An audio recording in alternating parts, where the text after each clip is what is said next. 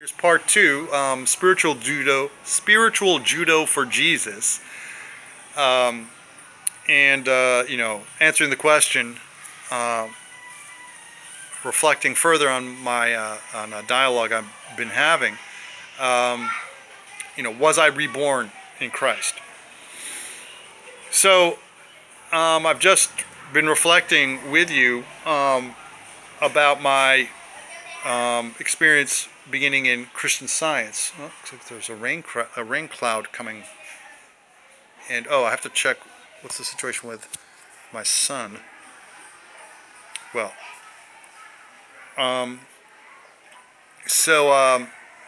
was I reborn? Was I born again in Jesus? So yes, right.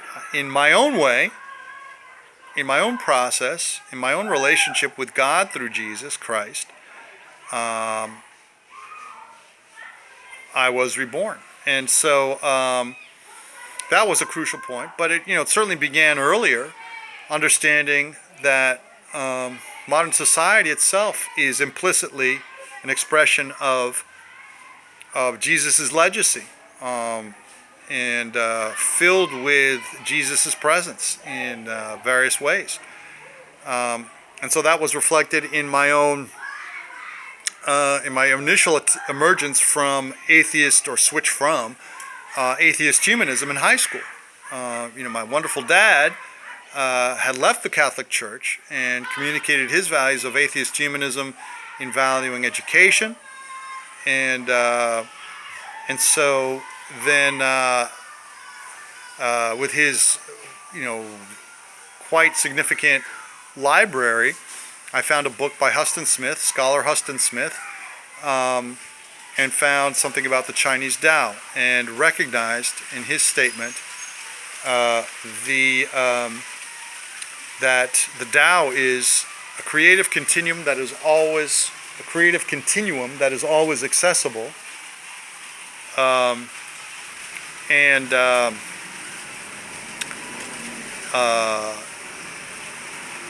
so I said, yeah, if there's a God, that's how I want it to be. I remember having that thought very distinctly.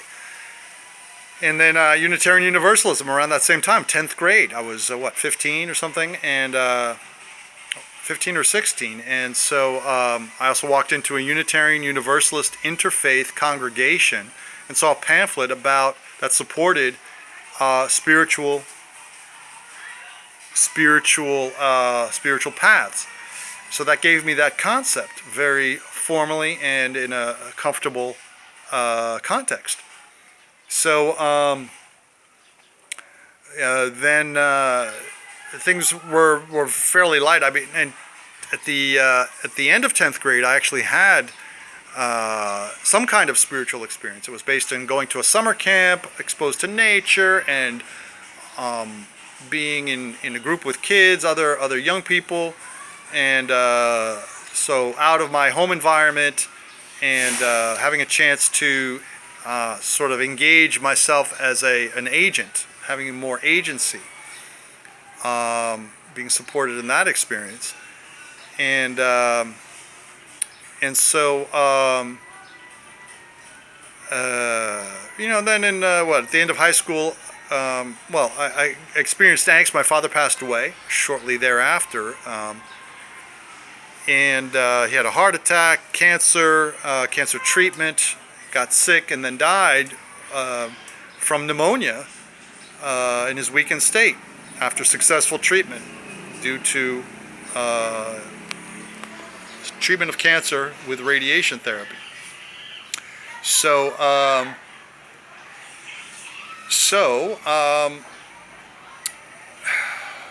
various experience. So then I became aware of inner anxiety at some point or the other. Fortunately, our circumstances didn't change. They were stable enough that we were able to keep going. So in that same situation, and so then it was. I at least became aware of my internal anxieties, and I went to see a psychotherapist at least once, and but I was still in the structure. I was still able to maintain the whole structure of preparing for college, and and so and so I believe just before going to college, then I took a Tai Chi class, which would be a formal thing. I know I had been listening to progressive rock with my friends, and so certainly Peter Gabriel and Yes provided a bunch of interesting poetic images with many spiritual qualities, and I certainly was noticing all of that. The Police, I like their music. Did I really understand them at that point? I don't know that I understood them already at that point. In college, I began to understand David Byrne, I remember. Joe Walsh had a song, Rocky Mountain, about the Rocky Mountains, Rocky Mountain Way.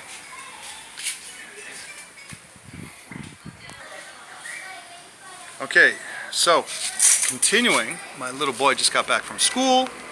My wife just picked him up from the bus stop, and my oldest also just returned. So, Tai Chi class, and then really when I was writing, what I thought of was my first visit to a Zen temple, Zen Buddhist temple for a sitting, which is basically, I think, in my senior year. So after 4 years, that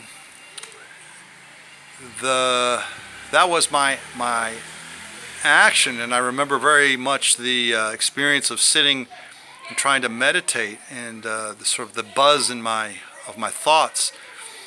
But really, before that, I had already had some awakening experiences around sophomore year, and that was in relationship to what?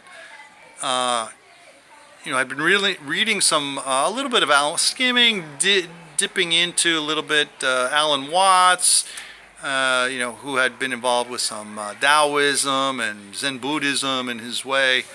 But he was very abstract in a lot of ways. I mean, I remember vaguely some little interesting images in his talking, in his writing. But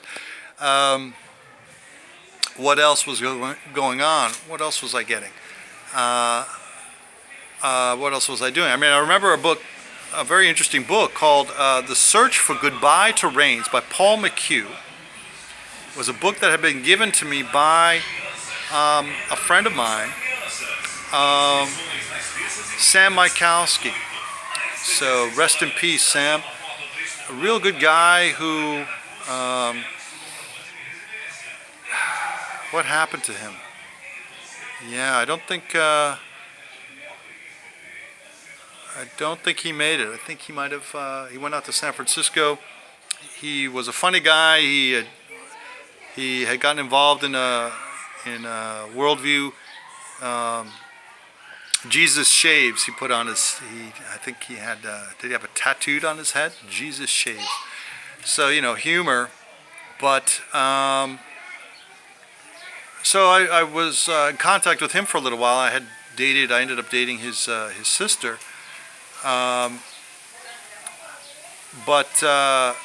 So this book then that he gave me, The Search for Goodbye to Rains by Paul McHugh, was sort of a simpler version of the Zen and the Art of Motorcycle Maintenance, basically. And it's a play on three meanings of rain, goodbye to rains. Goodbye to reins as in reins of a horse, goodbye to reins as in reign of rulers, human rulers, and goodbye to rains of, I guess it's a double metaphor of the rain, natural rain, rainfall. And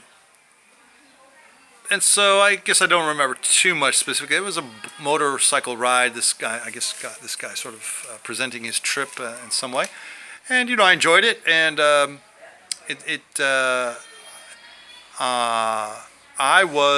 was I doing? I was involved in my search for my college focus.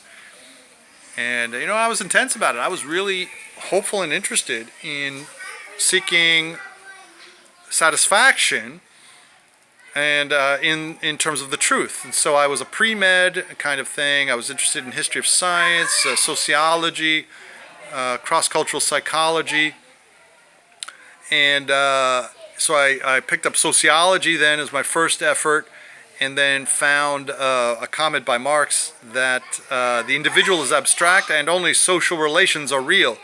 And I took issue with that, and then ended up switching massively over 3 classes one semester after 3 weeks into the semester, ouch, to biological anthropology.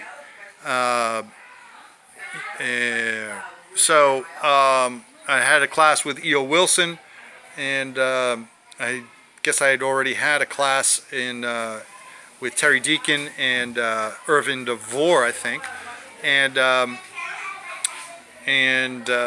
so I switched over 3 classes into biological anthropology, which was great, which really was profound, really. I did my paper on the evolution of speech, and that is also symbolic behavior, and continued with that in a number of different classes with that perspective, able to work around it.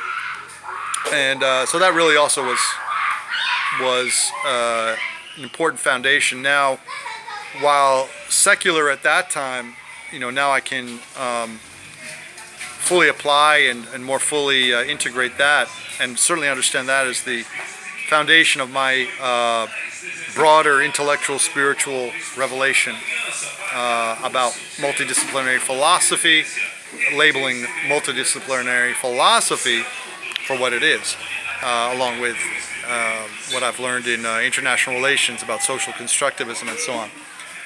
But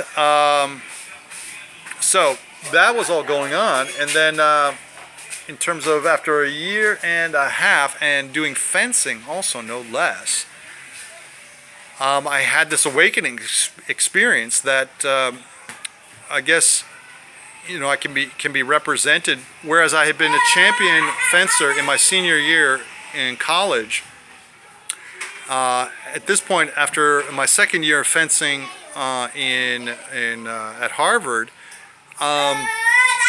I had this day where I was undefeated.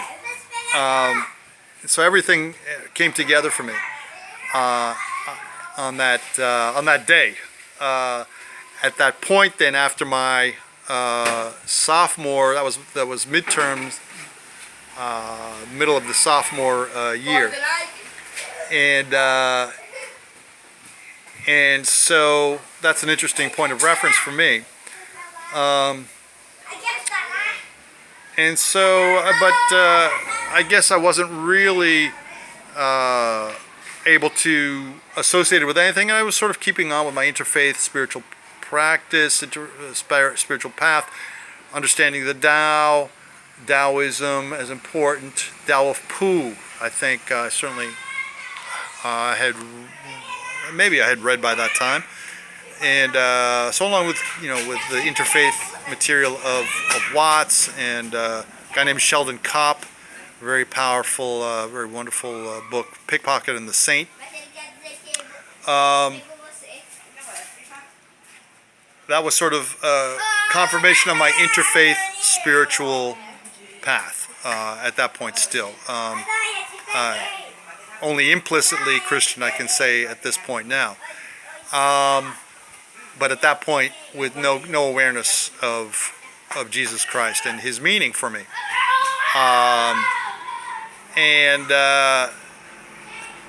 So then I got into, I guess, but then there's another shift. I made a shift in which I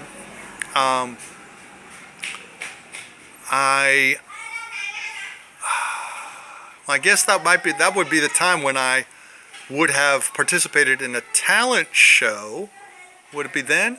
So that may have been when I also participated in a talent show and performed a poem by Walt Whitman about nature, sort of nature, appreciating nature, and the astronomer. When I heard the learned astronomer was the title. It's the title of that poem.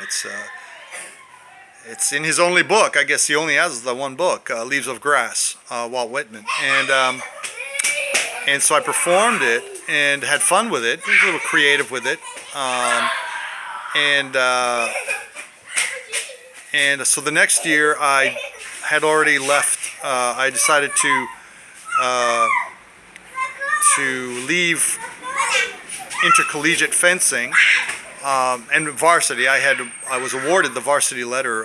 It turns out, but so I left it, and so for my junior year I did theater. I did some theater. I did one or two plays. I did two plays at least I believe. And so that was fun, interesting, and I remember feeling, infatuation for another acute actress there, and there's a whole lot of interesting stories that I can tell about my love life, or lack thereof, just the infatuation life, anyway, as I recall. But I had a relationship with Lila Michalski at some point there, which was meaningful, very wonderful for while it lasted. And then senior year, I took a kung fu class, and so that's very meaningful for me to recall. And I still practice those kung fu forms very lightly and informally, but profoundly now at this point. Certainly after that year and consistent practice for years and years. So, sort of formally, it's kind of Chinese cultural practice, Taoist at that, in a certain sense.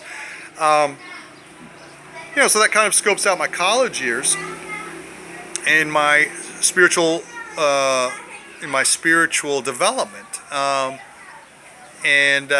all of that preparing me then for much greater insights later on as I moved on. So reborn, yeah, I was reborn after in high school, as an interfaith seeker. And then I had my various phases and stages with some experiences of spiritual awakening. But then, and I have to acknowledge really the range of things that I tried. Getting my first job in environmental protection with a not-for-profit PERGS, where I learned about Ralph Nader, Sierra Club, and Greenpeace.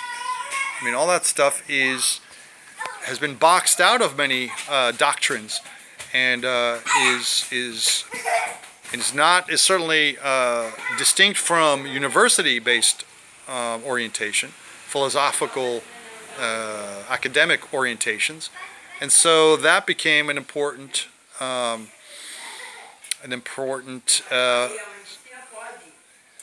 activity that I only later have learned to identify and label as spiritual practice, part of spiritual practice. So that was the not-for-profit summer stint, and then I did a not-for-profit volunteering as a teacher in Africa for a year, and then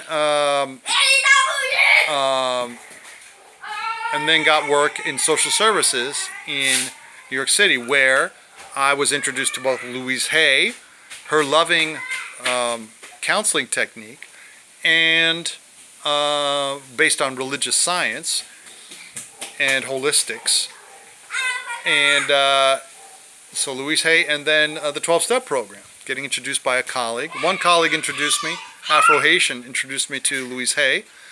I went out and bought her book, You Can Heal Your Life. And then another colleague, a Puerto Rican guy in recovery, I believe, really fun-spirited guy, introduced me to the 12 steps, to the 12-step groups, and I found out about relationship groups and got in myself. Dakota and Alana in particular. And for starters at that time, I explored some other stuff later. But so then I had my experiences within CODA, the 12-step groups, and related other related programs. And all right, looks like I'm all right. Gonna stop here.